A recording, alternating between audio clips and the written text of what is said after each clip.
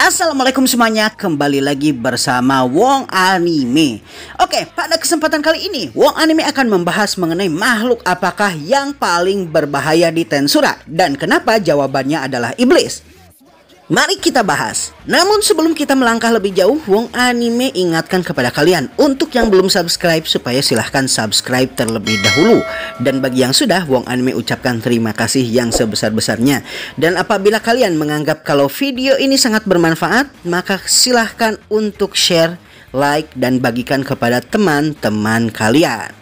Sebelum melangkah lebih jauh, Wong Anime juga ingin berterima kasih kepada para Demon Lord yang telah berlangganan di channel ini. Kontribusi kalian sangat berarti bagi Wong Anime. Oke deh, tanpa berlama-lama lagi, mari kita langsung saja ke videonya. Oke, banyak mungkin di antara kalian, para penonton Tensura dan para pembaca light novelnya sangat menggemari ras yang satu ini. Terutama disebabkan oleh para anggota ras ini yang kalau mengambil alih wujud laki-laki maka mereka biasanya adalah orang-orang keren, dan kalau mereka mengambil tubuh perempuan maka mereka adalah orang-orang yang memiliki tubuh bahenol dan kelakuan yang pantas untuk diwaifukan. Ya, kalian kenal lah orang-orang kayak Gi, Diablo, Rain, Testarossa, Carrera, Ultima yang merupakan anggota dari ras yang satu ini. Tapi kalian juga tentunya tahu kalau ras eksklusif yang satu ini juga merupakan ras yang paling berbahaya. Mereka tidak hanya agresif, namun juga memiliki berbagai macam cara untuk menghancurkan dunia melalui skill-skill, kemampuan, dan sihir yang mereka miliki. Nah, berikut ini Wong Anime telah menyusun nih 7 alasan kenapa iblis merupakan makhluk paling berbahaya di dunia Tensura. 1. Abadi. Iblis adalah merupakan makhluk di antara para makhluk lainnya yang ada di dunia Tensura yang apabila mati maka mereka akan respawn kembali. Jadi bisa dibilang kalau mereka lumayan abadi lah daripada makhluk-makhluk lainnya yang pasti kalau mati akan bereinkarnasi ke tempat lain atau ke dimensi lain atau mungkin ke dunia yang sama namun berubah menjadi ras yang berbeda. Sedangkan untuk iblis, sekalinya mereka mati, maka mereka akan melakukan respawn di dunia iblis atau dikenal juga sebagai Netherworld dan lahir kembali, namun dalam keadaan lebih lemah dari sebelumnya. Nah, yang menjadi masalah besar di sini adalah ketika seorang iblis melakukan respawn, maka memorinya tidak akan terhapus sama sekali atau terreset, dan dia akan mengingat setiap kejadian. Entah itu kejadian baik ataupun kejadian buruk atau bahkan cara kematiannya sendiri yang dia alami sebelumnya. Beberapa makhluk kuat seperti misalnya Diablo bahkan mampu untuk melakukan respawn seketika di tempat ketika dia dibunuh. Dan ini menyebabkan iblis merupakan salah satu makhluk paling berbahaya dikarenakan dendam mereka akan abadi di ingatan mereka. Dan umur mereka yang panjang pada dasarnya akan membuat mereka bersabar hingga mereka bisa mengeksekusi rencana yang mereka lakukan setelah kematian tersebut. 2. Spesialis jiwa. Iblis adalah makhluk yang memiliki makanan favorit berupa jiwa-jiwa manusia. Biasanya iblis-iblis kelas atas di atas Greater Demon apabila melakukan perjanjian dengan manusia atau makhluk tertentu akan meminta jiwa sebagai makanan mereka, karena memang jiwa-jiwa dari manusia adalah merupakan makanan sehari-hari bagi iblis. Inilah sebabnya di volume 20 para Black Numbers yang ikut dalam pertempuran antara para insektar dengan para pasukan milim dengan mudah bisa menangkapi para jiwa dari makhluk-makhluk yang mati di pertempuran dan membuat mereka yang terbunuh bisa dicegah kematiannya dikarenakan jiwa-jiwa tersebut bisa mereka tangkap. Sedangkan untuk jiwa musuh yang berhasil mereka kalahkan, mereka mungkin akan memakannya di tempat. Dalam beberapa kasus, seperti misalnya kasusnya Testarossa, dia bahkan mampu mengurung jiwa yang telah dia tangkap dan kemudian menyiksanya hingga beberapa ratus atau beberapa ribu tahun setelahnya.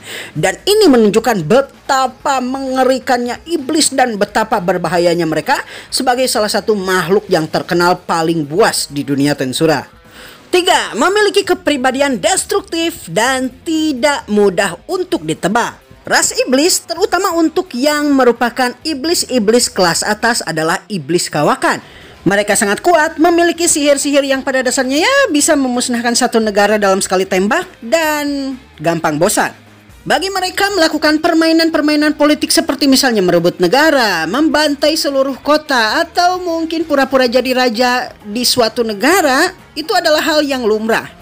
Bahkan mereka kadang bermain-main dengan sihir nuklir yang mampu memusnahkan satu negara sekaligus dan menembakkannya ke negara-negara lain karena kebosanan mereka.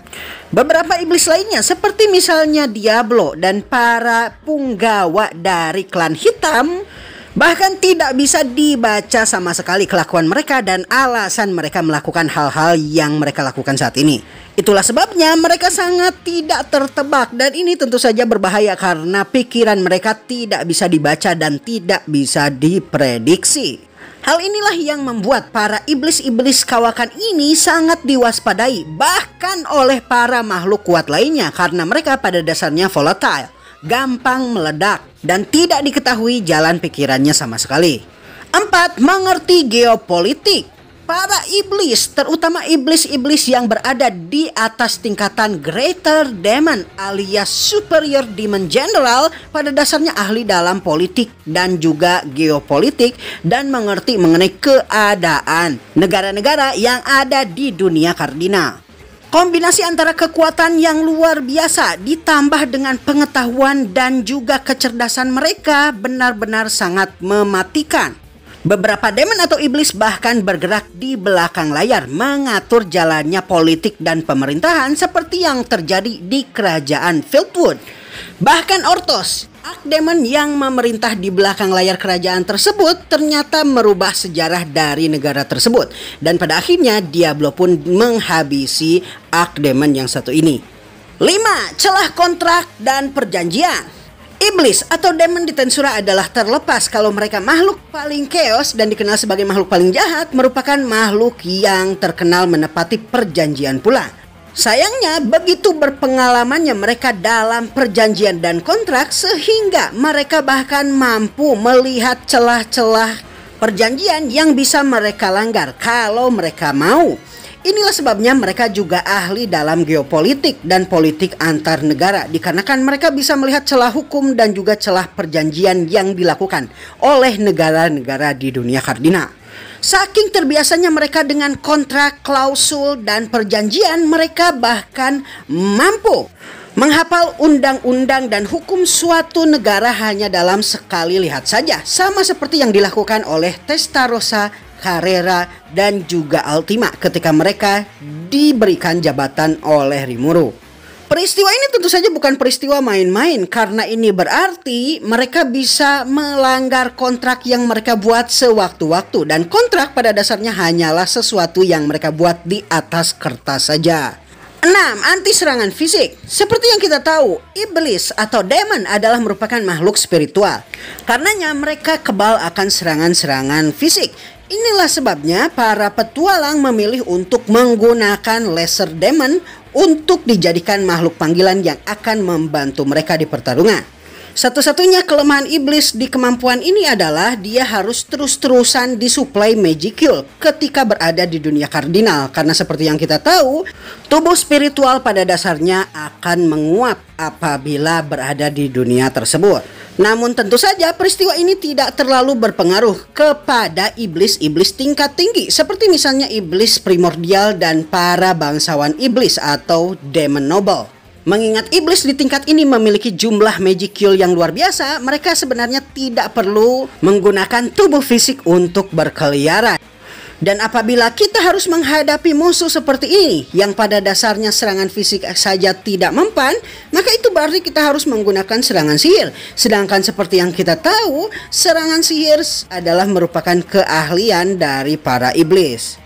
Alasan ketujuh, penguasaan sihir tingkat tinggi. Iblis adalah merupakan makhluk spiritual, jadi mereka tidak bisa bertarung dengan menggunakan fisik mereka secara normal. Maka untuk itu mereka pun kemudian menggunakan sihir sebagai alternatif untuk mengalahkan musuh di pertarungan. Maka semakin lama dan semakin panjang usia suatu iblis, semakin besar pula penguasaan mereka atas sihir-sihir yang mereka miliki. Para iblis primordial bahkan memiliki keahlian dalam sihir-sihir pemusnah massal yang mampu membunuh puluhan ribu hingga jutaan manusia sekaligus. Selain itu, mereka juga memiliki keahlian sihir lainnya seperti misalnya sihir-sihir segel, sihir-sihir barir, dan juga sihir-sihir yang berkaitan dengan penyerangan dan juga sihir elemental.